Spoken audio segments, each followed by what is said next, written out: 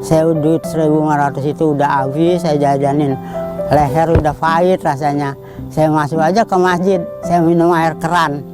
Tuh, air keran, air apa ya, yang penting saya bisa minum.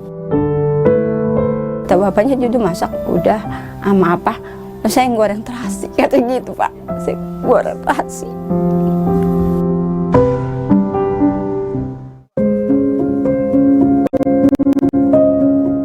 Tahun ini genap 40 tahun sudah kakek Utai menggantungkan hidup dari berjualan sapu sawang di kawasan Bintaro, Tangerang Selatan, Banten. Langkahnya memang tidak secepat ketika ia masih muda. Fisiknya juga tidak lagi prima, namun ia tetap bersemangat mencari rezeki. Di antara gedung-gedung bertingkat dan rumah-rumah megah di kawasan Bintaro, kakek Utai masih setia menjajakan dagangan kepada para pelanggan. 4 dekade terakhir, kakek yang biasa disapa kakek sapu ini membuat sendiri sapu sawang yang ia jual.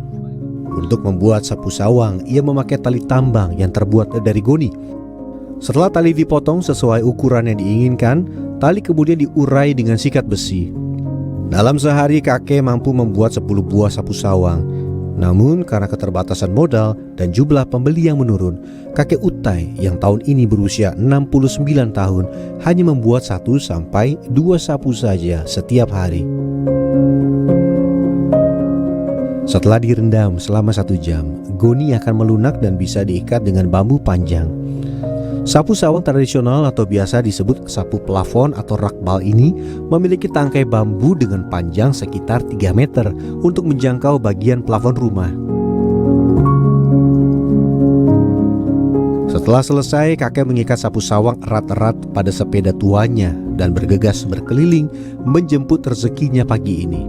Kakek Utai biasa berkeliling ke beberapa wilayah di kawasan Bintaro, mulai dari permukiman padat penduduk di Kelurahan Parigi Baru hingga perumahan mewah di kawasan Pondok Jagung Timur, Tangerang Selatan. 40 tahun bukan waktu yang sebentar untuk mengabdi pada satu profesi. Suka dan duka sudah dialami kakek yang dikaruniai 3 orang cucu ini. Jalan lagi rame Pak, di Pasar Jombang. Pas itu ada mobil kenceng nyelip. Saya pas itu tangan saya keserempet, saya jatuh, akhirnya bedanya hancur rusak depannya. Kayak nomor 8 aja helmnya. Orangnya langsung aja pergi, nggak ini. Kendala lain yang dihadapi oleh kakek Utai adalah semakin sedikitnya jumlah pembeli. Untuk menyiasatinya, sekitar 10 tahun terakhir kakek juga membawa keset untuk mendapat tambahan pemasukan. Ada orang naik motor, orang perempuan. Pas itu berhenti beli keset, Pak, kesetnya berapa? 25.000. Ya udah saya 1, ada kembalinya enggak? Ada, kembaliin aja 75.000. Pak, duit dari mana ini? Ada orang beli keset, ini duitnya palsu Pak, nggak laku. Itu saya yang kaget, mana ada udah segitu-itunya pulang saya. Kondisi fisiknya pun tidak lagi sekuat ketika masih muda. Untuk menyiasatinya, kakek Utai sesekali memijat kakinya agar tidak kram. Kali ini kalau umpamanya ini bangun susah. Kalau udah nongkrong nih lama bangun nungguin ini. Udah ini baru kita bangun aja. Kalau bangunnya sakit. 2 jam sudah kakek menuntun sepeda tuanya. Belasan kilometer juga sudah ia tempuh, namun pembeli belum ada jua. Cuaca pun sangat panas pagi ini. Kondisi seperti ini sudah pernah dialaminya. Kakek masih ingat sekitar 3 tahun yang lalu, ia pernah terpaksa meminum air dari keran masjid. Saya duit 1.500 itu udah habis, saya jajanin. Leher udah pahit rasanya. Saya masuk aja ke masjid, saya minum air keran. Tuh, air keran, air apa ya, yang penting saya bisa minum. Kakek Utai lanjut berkeliling ke kawasan padat penduduk di sekitar kawasan Parigi Baru.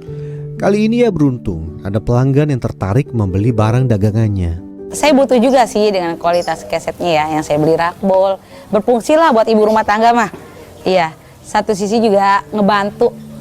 Dalam sehari kakek mendapat uang 20.000 sampai 100.000 rupiah. Namun sebagian besar pendapatannya didapat dari keset-keset yang ia bawa, bukan dari penjualan sapu sawang. Di tengah kesulitan mencari rezeki, kakek juga pernah kehilangan uang Rp200.000, jumlah yang amat besar baginya. Di sapu itu 50.000, katanya ada kembalinya, ada saya keluarin dari dompet duit 200.000 tuh. Akhirnya duit saya hilang 200.000. Sekitar pukul 1 siang, kakek memilih untuk pulang sebab kakinya terasa semakin sakit. Di rumah, sang istri tengah disibukkan dengan kegiatan membuat keset dari kain perca. Setelah tidak lagi bekerja sebagai asisten rumah tangga, Sumiati berupaya membantu perekonomian keluarga dengan membuat keset.